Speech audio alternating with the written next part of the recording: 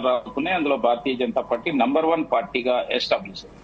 ఆంధ్రప్రదేశ్ సంబంధించి మరొక local agency survey వచ్చింది. పీపుల్స్ పల్స్ సంస్థ, రవిచంద్ నేతృత్వంలోని పీపుల్స్ పల్స్ సంస్థ నిర్వహించిన సర్వేలో తెలుగుదేశం పార్టీకి 95 నుంచి 110 స్థానాలు సింగిల్ గా వస్తాయని అంచనా వేస్తుంది పీపుల్స్ పల్స్ సంస్థ. దిలీప్ రెడ్డి గారు కూడా దానికి ఉన్నారు.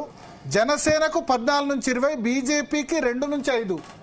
సో ఓవరాల్ గా కూటమికి వీళ్ళు 120 సీట్స్ ఎక్స్పెక్ట్ చేస్తున్నారు. వైసీపీ 45 నుంచి 60 సీట్లకు రిస్ట్రిక్ట్ అవుతుందని చెప్తున్నారు. నగేష్ గారు, అంటే ఇదే అంచనా ప్రశాంత్ కిషోర్ కూడా ఇచ్చారండి.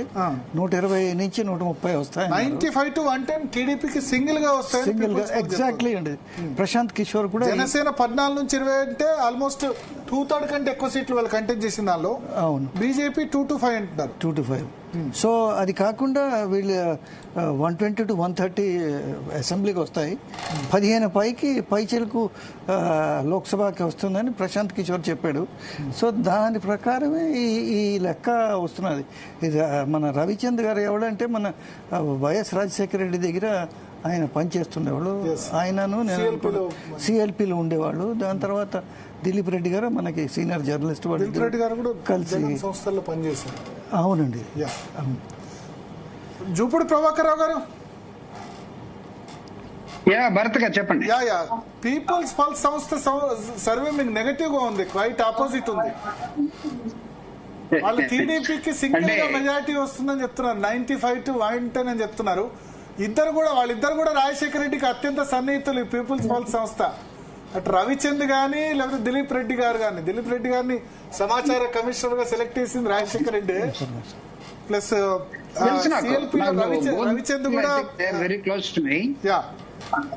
రవిచంద్ గారు కానీ లేకపోతే మీకు చెప్పినటువంటి దిలీప్ రెడ్డి గారు కానీ ఐ థింక్ వాళ్ళు చెప్పిందే నేను అల్టిమేట్ గా అదే ఫైనల్ అనేది నేనైతే నమ్మటం లేదు.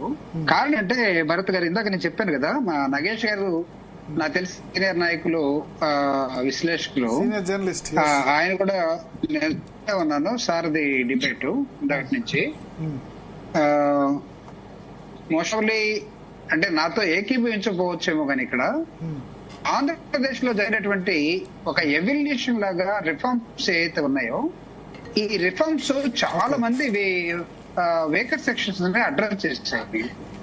దయచేసి దీన్ని మర్చిపోయి మన జనరల్ ప్యాటర్న్ లో ఎలక్షన్ ఆ డబ్బులు ఎవడు పెంచాడు లేకపోతే అన్నం ఎవడు పెట్టాడు ఈ పద్ధతుల్లో మీరు సర్వే చేసుకుంటూ వెళ్ళిపోతే నాకు తెలిసి ఇలాంటివి వస్తాయి.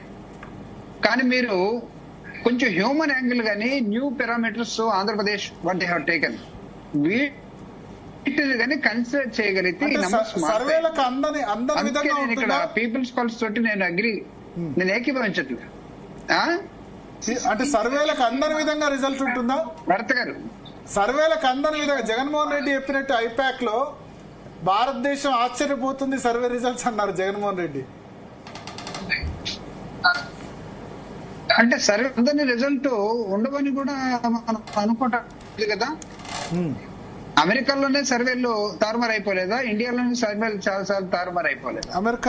నేషనల్ సర్వేస్ తర్వాత వాళ్ళు ఒకళ్ళు సారీ చెప్పుకున్న అంశాలు కూడా సర్వేస్ లో ఉన్నాయి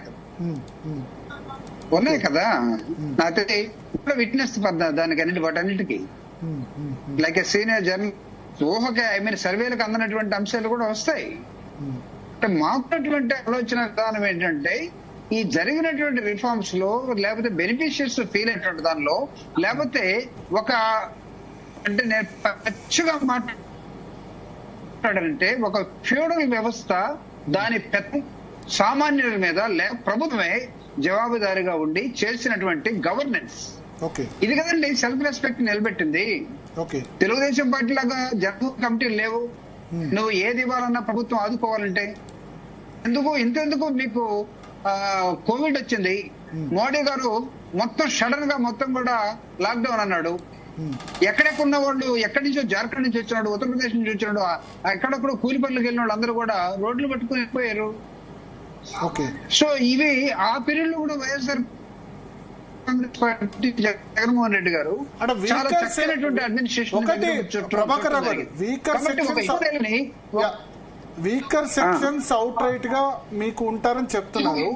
ఒకటి ఏంటంటే ఇక్కడ ఒక analysis, Reddys no doubt Jaganmohan Reddy party పెట్టినప్పటి నుంచి అండగా ఉంటూ వచ్చారు. కానీ గత ఎలక్షన్స్ లో మొన్నటి ఎలక్షన్స్ లో మీ వాయిస్ కట్ అవుతుంది. ఒక్క నిమిషం జూపుడి గారు మీ వాయిస్ కట్ అవుతుంది. ఒక్క నిమిషం, నేను ఒక క్వశ్చన్ అడగబోతున్నాను, ఇంపార్టెంట్ క్వశ్చన్. ఎందుకంటే రెడ్డి కమ్మ ఎవరని చెప్పినా ఇది కులాల పోరాటం ఆంధ్రప్రదేశ్ సంబంధించి.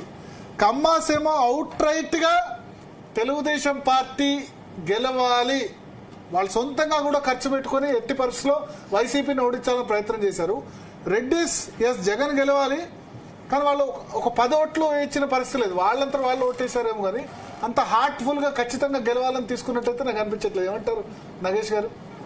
అవునండి, ఇప్పుడు చాలా దురదృష్టకరం ఏంటంటే ఆంధ్రాలో ఎప్పుడు కులం బేసిస్ మీద ఓట్లు వేస్తున్నారు. బట్ ఏమిటంటే ఈసారి మీరు చెప్పిన ప్రకారం ఇది ఇటుపక్క ఒక సామాజిక వర్గం, అటుపక్క ఒక సామాజిక వర్గం ఇదైపోయారు. అది ఎంతవరకు వచ్చిందంటే ప్రతి డిపార్ట్మెంట్లోని ఇది చేరుకుంది. దాని తర్వాత నిన్న ఆయన రిటైర్ అయిన మాజీ DG director general of police, మాజీ కాదు సర్వింగ్ ఏబి వెంకటేశ్వరరావు, ఆయన మాటలు వింటుంటే అసలు ఆయన సామెత కూడా చెప్పాడు ఏమిటంటే దుర్మార్గులు రాజ్యం చేస్తుంటే ఇంకా మనం ఇది గొర్రెలు కాసుకోవడం బెటర్, కానీ ఇలాంటి ఉద్యోగాలు చేయడం వేస్ట్ అన్నట్టుగా ఆయన మాట్లాడారు. చాలా ఇది ఇలాంటి ఆయన వింటుంటే కొంచెం బాధాకరమే అనిపించింది. బట్ ఏమిటంటే అక్కడ చాలా ఈ కుల రాజకీయాలు ఆంధ్రాలో స్పెషాలిటీ అయిపోయింది. ఇంకా మీరు చెప్పినట్టుగా ఈ సామాజిక వర్గం ఆ సామాజిక వర్గం ఒకడి మీద ఒకడు పోటీకి సిద్ధంగా ఉన్నారు ఎప్పుడూను. ఓకే, సో అంటే దానివల్ల ఏమైనా ఇంపాక్ట్ చూపిందంటారా? బట్ ఓవరాల్ గా ఒకటి మాత్రం క్లారిటీ ఉంది, వీకర్ సెక్షన్స్ మాత్రం వైసీపీకి అవుట్ రైట్ గా ఉన్నట్టు కనబడుతుంది ఎలక్షన్స్ లో. డెఫినెట్లీ అండి, SC ST minority vote, Christian vote మాత్రం క్లియర్ గా ఉంది. బీసీ కూడా ట్రెడిషనల్ గా టీడీపీ కానీ కొంత వైసీపీ తిప్పుకున్నట్టు ఏమైనా అనుకోవచ్చా మనం? ఇప్పుడు ఒకటండి చూడండి, ఇప్పుడు చాలా మత మార్పిడి బాగా జరిగింది ఆంధ్ర ఏరియాలో. సో ఇది ఏమిటంటే ఎక్కువగా ఏంటంటే కొన్ని కులాల్లోనే జరిగింది. సో దాంట్లో ఎలాంటి డౌట్ లేదు, ఈ ఓట్లంతా ఇది అటే పోతాయని, ఇది వైఎస్ఆర్సీపీకి పోతాయి. అది కాకుండా కొంతమంది ఎవరైతే హైదరాబాద్లో ఉన్నారో వాళ్ళు కూడా బస్సు టికెట్లు కొనుక్కుని, ట్రైన్ టికెట్లు కొనుక్కుని, లేకపోతే వాళ్ళ చేత కొనిపించి ఏకంగా ఆంధ్రాకి వెళ్ళారు. సో దీని ఇంపాక్ట్, ఎస్సీజ్ ఇంపాక్ట్ బాగా ఉంటుంది అక్కడ.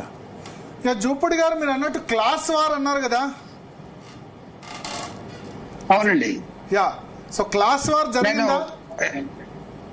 అంటే ఖచ్చితంగా 100% జరిగింది. మీరు అందుకే నేను అడిగింది, give me 1 minute time, I will give you very scientific dimension to the your question. Okay, Nagesh గారు కూడా పెద్దవారు వింటారని భావిస్తా ఉన్నాను. ఇప్పుడు మీరు ఇందాక మీరు చెప్పారు వాళ్ళందరూ పోలరైజ్ అయిపోయారు, బ్రహ్మాండంగా పనిచేశారు. రెడ్డిస్ లో ఆ పోలరైజేషన్ జరగలేదు అంటే these assume that these 2 are ruling parties in Andhra Pradesh. సరే,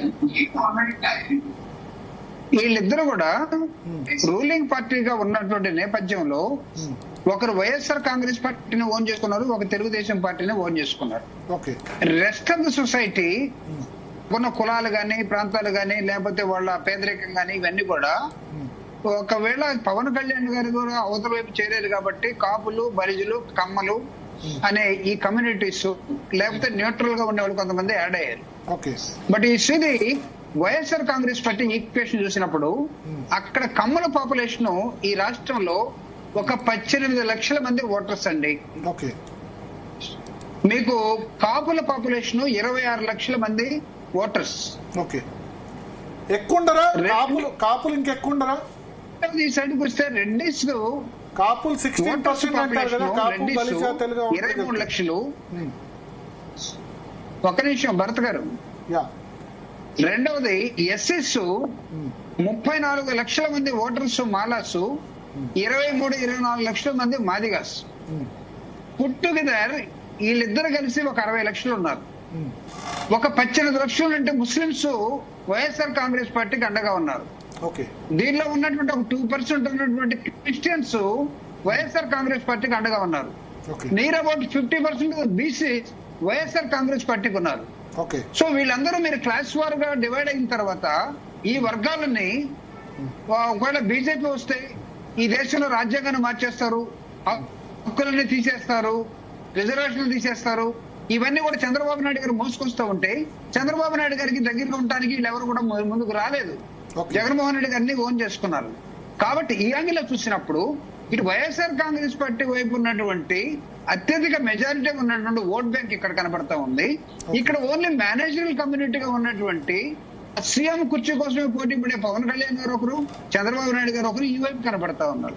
కాబట్టి మీరు రేపు చూడండి, నాకు తెలిసి 4వ తేదీ వచ్చే ఫలితాల్లో మనం మాట్లాడుకునే ఫిగర్ కి ఇక్కడ మీకు ఎగ్జిట్ పోల్ లో వచ్చిన ఫిగర్ కి రేపు రియల్ గా వచ్చే ఫిగర్ కి అక్కడ తేడా ఉండబోతుంది. This is my perception. So ఇప్పుడే న్యూస్18 కు సంబంధించిన సంస్థ సర్వే ఫలితాలు కూడా ఆంధ్రప్రదేశ్ తెలంగాణకు సంబంధించి వచ్చాయి. న్యూస్18 మీడియా సంస్థకు సంబంధించి ఆంధ్రప్రదేశ్ లో 19 నుంచి 22 సీట్లు ఎన్డీఏకి వస్తాయి. వైఎస్ఆర్ సిపికి కేవలం 5 నుంచి 8 సీట్లు మాత్రమే. వీళ్ళు పార్లమెంట్ సీట్ మాత్రమే చేశారు. పార్లమెంట్ సీట్లలో వైఎస్ఆర్ సిపికి 5 నుంచి 8 మాత్రమే వస్తాయి. కూటమి మాత్రం 19 నుంచి 22 సీట్లు వస్తాయి. ఇండియా కూటమి